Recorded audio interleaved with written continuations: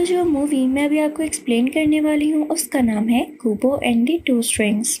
Movie की starting होती है एक समंदर के सीन को दिखाते हुए, जिसमें हम एक बोट में एक लेडी को देखते हैं। वो काफी स्ट्रॉन्ग लग रही होती है और उसके पास एक म्यूजिकल इंस्ट्रूमेंट होता है जिसे स्टार कहते हैं। समंदर की एक बहुत बड़ी लहर उसके पास आती है, लेकिन वो स्टार बचाकर उसे दूर भेज देती है। समंदर सामने से दो टुकड़ों में बट जाता है, लेकिन साथ ही एक और वेव आती है और इस बार वो लेडी दूर जाकर गिरती है, लेकिन लकीली वो समंदर के किनारे पर थी। उसके पास एक बैग होता है जिसे खोलकर वो देखती है। उस बैग में कुछ और नहीं बल्कि उसका अपना छोटा सा बेटा होता है जिसका नाम है कुबो। उसकी एक आंख पर पट्टी होती है क्योंकि इसकी आंख किसी ने चुरा ली थी। अब यहीं से हम कुछ साल बाद का सीन देखते हैं जब कुबो बड़ा हो चुका है। हमें ये दिखाया जाता है कि वो बहुत अच्छा बच्चा है और अपनी मामा का बहुत ज्यादा ख्याल रखता है। कुबो अपनी मदर को खाना भी खुद ही खिलाता था। वो लेडी चुप चुप से थी, जैसे बहुत ज्यादा सैड हो। अब कुबो की डेली रूटीन ये थी कि वो अपनी मामा का स्टार उठाता और बाहर निकल जाता। वो सब लोगों के सामने उसे बजाता और लोग उसकी तारीफ करते थे। वो स्टार बजाने के साथ साथ एक स्टोरी भी सुनाता था और साथ ही साथ कुबो के पास एक ये टैलेंट भी था कि वो ओरिगैमी से कुछ कैरेक्टर्स बना लेता। वो एक कैरेक्टर की स्टोरी सुनाता है जिसके सर पर मून बना होता है। उसके सामने एक सोल्जर आता है जो उसको मारना चाहता था, लेकिन उसे मारना इतना आसान नहीं था। उसे मारने के लिए एक तलवार चाहिए थी, सोल्जर्स का कॉस्ट्यूम और एक हेलमेट भी। इसी के साथ ये स्टोरी यहीं खत्म हो जाती है। कुबो वहाँ से अपने घर आ जाता है जो कि एक केव में था और यहाँ पर हम देखते हैं कि जैसे ही शाम होती है तो कुबो की मदर नॉर्मल हो जाती हैं, यानी अब वो सैड नहीं है। वो काफी एंजॉय करके कुबो को आगे की स्टोरी सुनाती हैं। वो उसे बताती हैं कि जिसके सिर पर मून है वो मून किंग है और वो तुम्हारे नाना है, जबकि उनके सामने वाला सोल्जर तुम्हारे फादर हैं। वो तुमसे बहुत प्यार करते थे। यहाँ पर उसकी मदर उसे ये सीक्रेट भी बताती हैं कि उसकी आंख किसी और ने नहीं बल्कि उसके नाना ने ही ली थी। इसीलिए उसकी मदर सैड रहती हैं और कुबो का ज्यादा देर बाहर रहना अच्छी बात नहीं है। तो वो कुबो से कहती हैं कि शाम होने से पहले पहले तुम घर आ जाया करो, और साथ ही साथ उसे वो एक छोटे से मंकी का स्टैचू भी देती हैं कि इसे हमेशा अपने पास रखना, ये तुम्हारा दोस्त है। उधर कुबो को पहली बार पता चला था कि उसके फादर की ग्रेव पास ही है, तो वो फौरन से वहाँ पर जाता है और अपने फादर को मिस करके उनसे बहुत सारी बातें करता है। लेकिन फिर जब उसे अपने फादर की ग्रेव से कोई भी जवाब नहीं मिलता तो वो होपलेस सा हो जाता है और उसके ऊपर जो पेपर लैटिन पड़ी होती है उसे उठाकर फेंक देता है। लेकिन उसे फील होता है कि उसने ये काम गलत किया, तो वो उसे उठाकर फिर से ठीक करने लगता है। तभी उसे सामने से कोई उड़ती हुई दो चीजें दिखाई देती हैं। ये दोनों इनफेक्ट कुबो की खाला थीं, यानी कुबो की मदर की बहनें, और ये कुबो के नाना की तरह ही उसकी दूसरी आंख लेना चाहती थीं। यहाँ पर आते ही वो कुबो को भी साफ साफ बता देती हैं, तो कुबो डर कर भागने लगता है। लेकिन ये दोनों अपने मैजिक का यूज करते हुए उसके पीछे एक काला तूफान भेज देती हैं। कुबो भागता जाता है लेकिन उस तूफान की वजह से नीचे गिर जाता है। तभी देखता है कि उसके सामने उसकी मदर है, जिसे देखकर वो बहुत खुश होता है। उसकी मदर के हाथ में वही सतार होता है जिसे वो बचाने लगती हैं और उसके अंदर से एक एनर्जी निकलती है जिसकी वजह से वो बुरी औरतें दूर जाकर गिरती हैं। अब कुबो की मदर कुबो को उठाते हुए कहती हैं कि मेरे बेटे, वो वक्त आ चुका है जब तुम्हें यहाँ से जाना होगा और अपने फादर के अधूरे काम को कंप्लीट करना होगा। तुम वही सोल्जर हो जो मून किंग को हराओगे। इसके लिए तुम्हें वही 3 जादुई चीजें ढूंढनी होंगी ताकि कोई भी तुम्हारी आंख को न ले सके।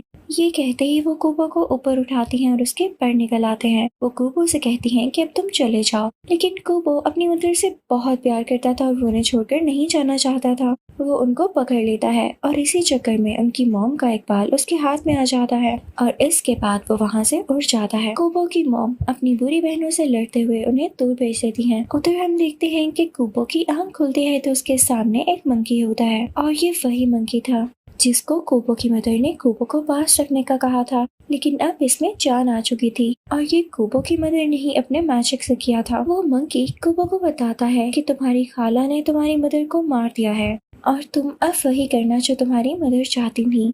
तुम्हारी खाला बिल्कुल भी अच्छी औरतें नहीं है, वो जादुई चीजें हैं जो तुम्हारी आंख लेना चाहती हैं और वो हर वक्त तुम्हें ढूंढ रही हैं। तो इसलिए जैसा मैं कहूँ वैसे करना होगा। कुबो ये सुनकर काफी ज्यादा सैड हो जाता है। वो अपनी मदर का बाल निकालता है जो वहाँ से जाते हुए उसके हाथ में आ गया था। मंकी वो बाल उसके हाथ में बांधता है और उसके बाद उससे कहता है कि तुम्हें वो तीनों चीजें ढूंढनी होंगी जिसको ढूंढने के लिए तुम्हारी मदर ने भी तुम्हें कहा है। कुबो कहता है लेकिन मैं उनको ढूंढूंगा कैसे? तो मंकी कहता है कि जल्द ढूंढ लोगे। तभी वो लोग देखते हैं कि ओरिगेमी का वही स्ट्रक्चर जिंदा हो चुका है और वो उनको गाइड करने लगता है और कहता है कि मेरे पीछे पीछे चलो। वो लोग मिलकर आगे चलने लगते हैं, लेकिन तभी एक केव के पास उन्हें एक अजीब सा आदमी दिखता है जिसकी बॉडी बीटल जैसी होती है। मंकी किंग उस पर अटैक करने लगता है तो कुबो उसे रोकता है कि इसे मत मारो, ये मेरे फादर के बारे में जानता है। तो वो बीटल भी कहता है कि कुबो, मैं तुम्हारे फादर को ढूंढने में तुम्हारी हर मदद करूंगा। इसके बाद वो लोग मिलकर आगे चलने लगते हैं। वो कागज का पपेट जो कि कुबो ने बनाया था वो उन्हें एक ऐसी जगह पर लेकर आता है इस केव के बाहर स्केलेटन के सर जैसी ओपनिंग होती है। बीटल उसका एक दांत उतारता है तो वो लोग कहीं नीचे पहुंच जाते हैं। वो उस जगह पर अपने सामने देखते हैं कि एक तलवार लगी हुई है, तो ये लोग समझ जाते हैं कि तो वही तलवार है। लेकिन जैसे ये लोग उस तलवार को निकालते हैं तो वहाँ पर एक बहुत बड़ा स्केलेटन आ जाता है जो कि काफी खौफनाक लग रहा होता है। मंकी किंग वो तलवार लेकर जाता है और उसको मारता है, लेकिन ये क्या, तलवार तो टूट जाती है। तो ये लोग समझ जाते हैं कि ना तो ये तलवार असली है और ना तो असली तलवार हमें इतनी आसानी से मिल सकती है। ये लोग देखते हैं कि स्केलेटन के सर पर कई ज्यादा तलवारें हैं और उसमें से एक तलवार काफी यूनिक और चमकदार लग रही है। बीटल कुबो को अपने साथ लेकर उड़ता है तो कुबो फौरन से स्केलेटन के सर से वो तलवार निकाल लेता है, जिसके बाद वो स्केलेटन टूटने लगता है। उसके बाद वो लोग बाहर आते हैं तो उनके सामने समंदर होता है। पार करने के लिए उनके पास कोई भी चीज नहीं होती, तो कुबो बत्तों को कंट्रोल करते हुए एक नाव बना लेता है जिसके ऊपर बैठकर वो तीनों ट्रैवल करने लगते हैं। रास्ते में इन सब की दोस्ती हो जाती है, लेकिन रात भी होने वाली होती है और ये लोग वरीड होते हैं क्योंकि कुबो की वो दोनों खाला रात में ही आया करती थी। पर मंकी कहता है कि इस पानी के नीचे ही है वो कवच, यानी वो कॉस्ट्यूम शील्ड जो कुबो को चाहिए। तो बीटल पानी में जंप कर देता है, लेकिन काफी ज्यादा टाइम हो जाता है और बीटल बाहर ही नहीं आ रहा होता। इतनी ही देर में कुबो की वो खाला भी आ जाती है। कुबो भी पानी में जंप कर देता है ताकि बीटल का पता कर सके और वो शील्ड ढूंढ सके। जैसे ही वो नीचे जाता है तो उसे वो कॉस्ट्यूम शील्ड मिल जाती है जिसे वो फौरन से पहन लेता है, पर उसके सामने एक बहुत बड़ी आंख आ जाती है जो उसे हिप्नोटाइज करने लगती है, जिसकी वजह से कुबो का मैजिक फीक पड़ने लगता है और उसकी पत्तों से बनाई गई नाव टूटने लगती है। ऊपर कुबो की खाला मंकी को पकड़ लेती है। कुछ देर बाद पीटर भी नाव पर आ जाता है तो मंकी उसे कहता है कि कुबो अभी भी नीचे है, उसे बचा कर लाओ। और अब पीटर कुबो के साथ ऊपर आता है। उधर मंकी उस मैजिकल स्वर्ड का यूज करते हुए कुबो की खाला को वहाँ से भगा देता है। उसके बाद वो तीनों एक जगह पर आते हैं जहाँ पर मंकी कुबो से कहता है कि मैं असल में तुम्हारी मदर हूँ। मैंने अपनी सोल उस मंकी में ट्रांसफर कर दी थी। कुबो मेरे बेटे, क्या मैं तुम्हें कभी अकेला छोड़ सकती हूँ? जिस पर कुबो काफी खुश होता है और अपनी मदर से स्टोरी पूछने लगता है कि असल में सब हुआ कैसे। तो उसकी मदर कहती है कि मुझे एक इंसान से प्यार हो चुका था, जबकि मैं एक इंसान नहीं थी, वो एक सोल्जर था। और उसके बाद तुम पैदा हुए, लेकिन इस बात पर मेरे फादर को यानी तुम्हारे नाना को बहुत गुस्सा आया। वो तुम्हें अपने जैसा बनाना चाहते थे, यानी वो ये चाहते थे कि मेरी शादी उधर ही कहीं हो और जो मेरा बेटा हो वो उन जैसा हो। तो कुबो कहता है नहीं, मैं उन जैसा कभी नहीं बनूंगा। ये कहकर वो अपनी मदर को अपने गले से लगा लेता है। इसके बाद वो तीनों सो जाते हैं और कुबो को एक ख्वाब आता है जिसमें वो अपने नाना को देखता है। उसके नाना उसे कहते हैं कि मैं तो अंधा हूँ और मैं तुमसे नफरत नहीं करता, बल्कि मैं तुम्हें उस तीसरी चीज का पता बताता हूँ। वो उसे एक ऐसा किला दिखाते हैं जिसमें उसे वो तीसरी चीज यानी उसका हेलमेट मिल जाएगा। अब जब कुबो की आंख खुलती है तो वो सबको बताता है और सब के सब उसी पुराने किले की तरफ ट्रैवल करने लगते हैं। काफी सफर के बाद वो लोग वहाँ पर पहुंच ही जाते हैं, लेकिन वो किला काफी पुराना होता है और उसे देखकर लग नहीं रहा था कि वो हेलमेट यहाँ पर है। जल्द ही उन्हें पता चल जाता है कि ये तो उसके नाना की एक चाल थी। और तभी वहाँ पर कुबो की मदर की बहनें भी आ जाती हैं। वो कुबो के पास आती है और उसकी आंख लेने की कोशिश करती है। वो साथ साथ उसे बातों में लगाती है कि असल में तुम्हारे फादर ये पीटर ही है, लेकिन कुबो उसे अपनी आंख नहीं लेने देता और उसके फेस पर पंच करके उसका मास्क दूर फेंक देता है, जिस पर उसकी खाला भी उसे पंच करके दूर गिराती है। अब यहाँ पर वो मंकी आती है, यानी कुबो की मदर। उनके हाथ में वही जादुई तलवार होती है जिससे वो अपनी बहन के साथ लड़ने लगती है, लेकिन वो जालिम बहन अपनी बहन यानी मंकी पर ही अटैक कर देती है। तभी पीटर आता है और कुबो की खाला को काफी मारता है, पर यहाँ पर कुबो की मदर काफी वीक पड़ चुकी थी। पीटर मंकी से बातें कर रहा होता है कि तभी पीछे से कुबो की जालिम खाला आती है और पीटर को मार देती है।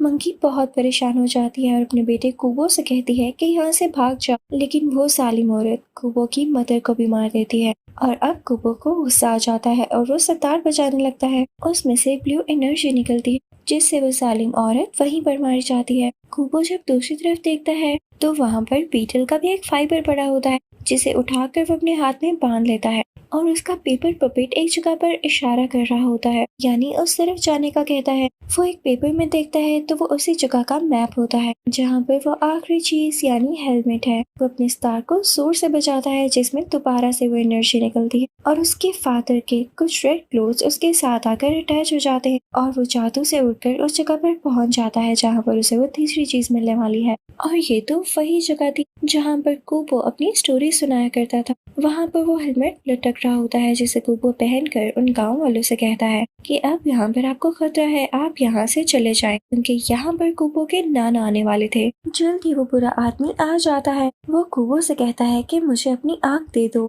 ताकि मैं ठीक से देख सकूं और अपनी एनर्जीज का सही यूज कर सकूं। तो कूबो कहता है आप मेरे कुछ नहीं लगते, आपने मेरे मामा पापा को मारा है। तो कूबो के नाना कहते हैं तुम अभी छोटे बच्चे हो और मेरा मुकाबला नहीं कर सकते। इसी के साथ वो एक ड्रैगन में बदल जाते हैं और आकर कूबो का हेलमेट दूर फेंक देते हैं, जिससे कूबो की एनर्जी कम होने लगती है। मून किंग यानी कूबो के नाना उसे दूर उठाकर फेंकते हैं जो वो कब्रिस्तान में जाकर गिरता है। वो काफी जख्मी हो चुका था और उसका स्टार भी टूट चुका था। तो उसे एक आइडिया आता है। वो अपने हाथों से दोनों स्ट्रैंड्स उतारता है, यानी उसकी मदर का बाल और बीटल की बॉडी का एक फाइबर, और साथ ही वो अपना भी एक बाल तोड़ता है और उसे स्टार में लगाकर उसे बचाने लगता है, जिससे वहाँ पर रखी गई सारी पेपर लैंटर्न्स ऑन हो जाती हैं और चलने लगती हैं। इसके बाद उन ग्रेव में से मरे हुए लोग बाहर आने लगते हैं, जिन्हें देखकर विलेजर्स बहुत खुश होते हैं क्योंकि वो उनके रिलेटिव्स थे।